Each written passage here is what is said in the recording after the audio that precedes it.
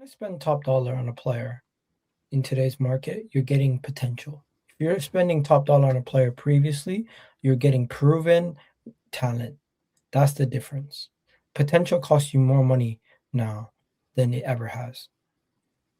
Which is weird though, isn't it? Do you not think that's weird? Because like, I kind of agree with you. It almost feels like if you can buy a player for like 26, 27, who's a proven top player, they're almost cheaper than a 22-year-old who's not maybe not as good, or maybe he's slightly as good, but has this potential. Is like, but it's weird, man. Like, I just don't really get it, man. I think the market's just moving mad, and maybe teams just now look at maybe they just start looking at academies and say, right, we've got to go spend a load of money on this Real academy. Madrid. LB, look at Real Madrid. They stopped doing the Galactico thing and they just got Vini and Rodrigo, and they said, you know what, we're going to get Tchouaméni, we're going to get Camavinga, we're going to just scoop up all these young players. And it kind of worked out for them for a little while until now.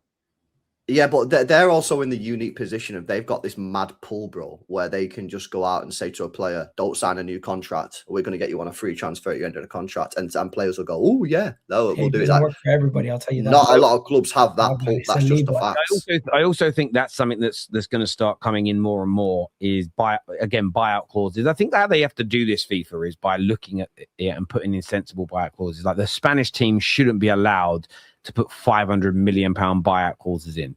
But then who sets it? And I think what you maybe need, but then most leagues don't want it, is you need independent regulators. I've been saying it for years. An independent body that comes in, like a Deloitte, someone like that sets a valuation against a player based on factors, which, by the way, the clubs already use. All the clubs in Europe use Deloitte's mechanisms to try and value players internally. Deloitte's work with all the football clubs individually.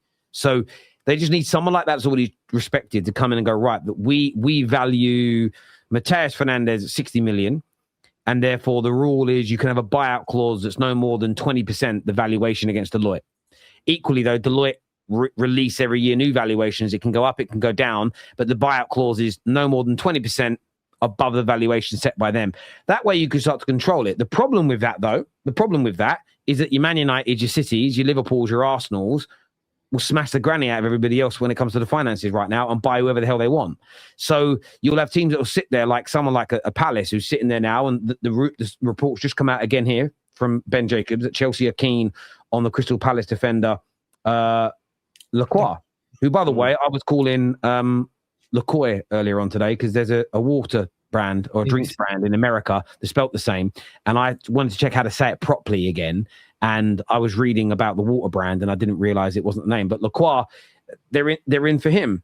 Now, I don't know what they're going to want for him. He's 26 years old, 3 years left on his deal. I can't imagine them accepting anything less than 60 million. Why? Van Hecker, with 1 year left on his contract, just got sold for 52 million. I don't think Van Hecker is better than Lacroix.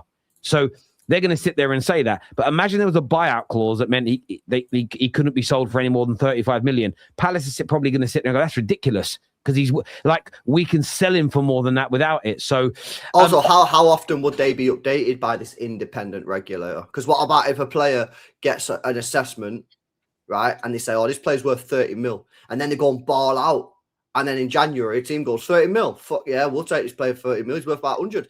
Like, how often do they get updated? Because it can't be on a, and also like, who gives someone else the right to tell you how much your asset is worth? You know what I mean? Like, if you've got a player that we do now, you get an independent surveyor comes to your house and tells you in the bank how much it's worth. You can't sit there and go, well, fuck you, I'm putting it on the market for £1 million. Or you can't. Yeah, you can. If you've got a house and you want to put it on the market for £1 million, you can put it on the market for £1 million if you want. But you're not going to be able to sell it. You're not going to buy your house. You can't dictate the mortgage you get. An independent valuer still values what your house is actually worth in reality. Agreed. But if I still wanted to put them, if I said, well, my house is worth £1 million, I can still put my house on the market for £1 million. No one will buy it, but I can still do it if I want. That's fair. But the reality is, this won't work. Sorry, Gal, but the only issue you have with that is that your house doesn't have feelings and doesn't start downing tools and becoming a problem, right? So I get your point in reality, but in most walks of life, there are independent valuers that can set, or maybe there's an idea of an independent valuer. They can't enforce it, but they can set the independent valuation, and it helps clubs and fans maybe go, actually, because Man United fans are going through it.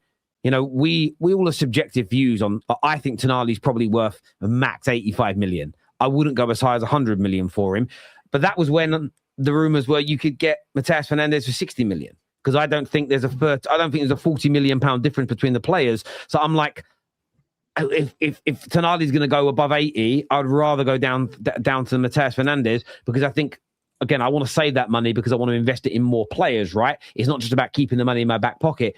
Maybe if there was a way of fans having that, at least from a fan perspective, forget the clubs for a minute. So we know, we've paid well over the odds. Because how often do you get into the debates? Well, I don't think it is over the odds.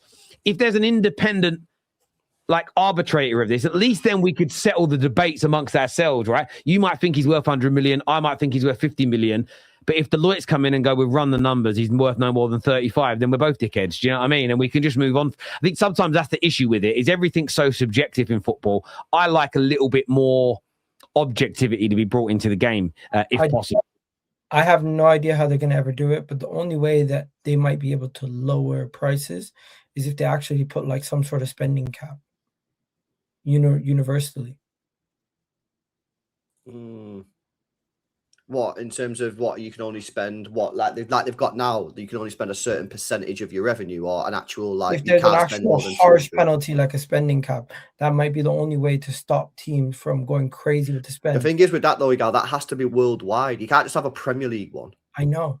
But how are you going to do that? It's not going to be possible. At this moment in time, I don't think there's a solution to stop the inflation in football players' prices. Yeah, I'm struggling. I just threw it out there because it just seems like it's going mad. And you think about where it is now. If you just think where could we be in 10 years with these prices? Is 200 million. You're probably better spending 100 million now. But you know what I'm saying? In 10 years' time, Igal, where we're going to be at, man? Nani Madueke is 50 million. People were going crazy last transfer window. Now 50 million is the going rate for a bench player. I'm not even going to lie, yeah. That Madueke signing, bro, that price don't even look that bad anymore. Does it? Really? It don't even look that bad. No, it's true. Someone says no to spending caps. There's already spending caps, mate. That's what FFP and PSR are. There's a limit to how much you can spend as a football club. Now, they're not spending caps.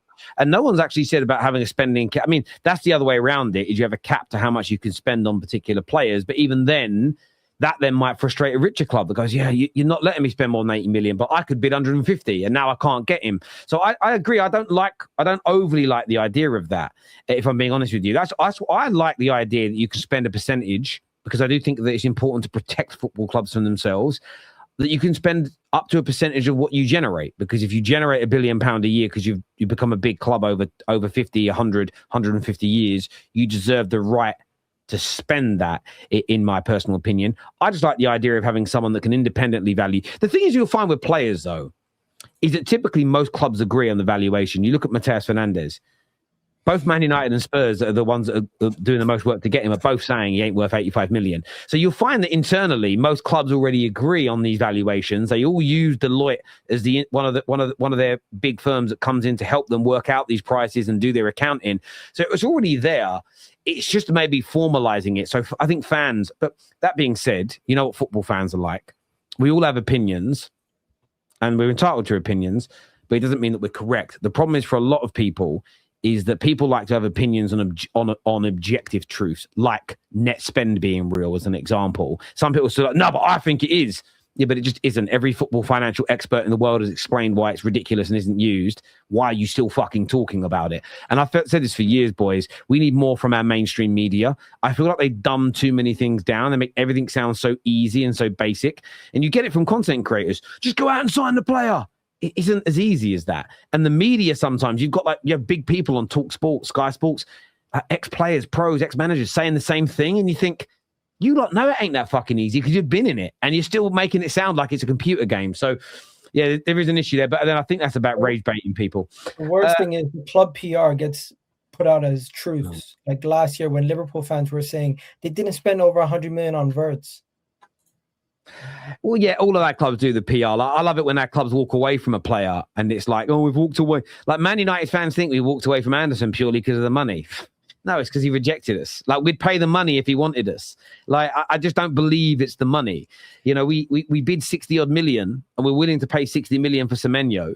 We were willing to pay him good wages, but he picked City, so he walked away.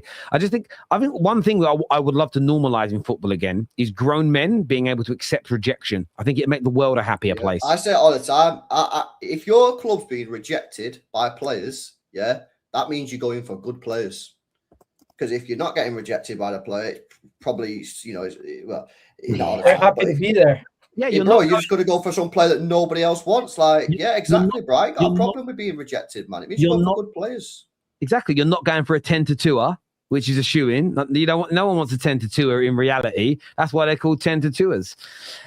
Igal, here's a question for you. Buadi or Tonali, and why? We currently have, with the current makeup of my team, I would probably go with Tonali because experience comes in right away, helps us continue to win. Buadi, I feel like he'll be one of the best for the next 10 years. But right now, with Declan Rice and the players that we have, I like that mix, and I'll bring in the more experienced player.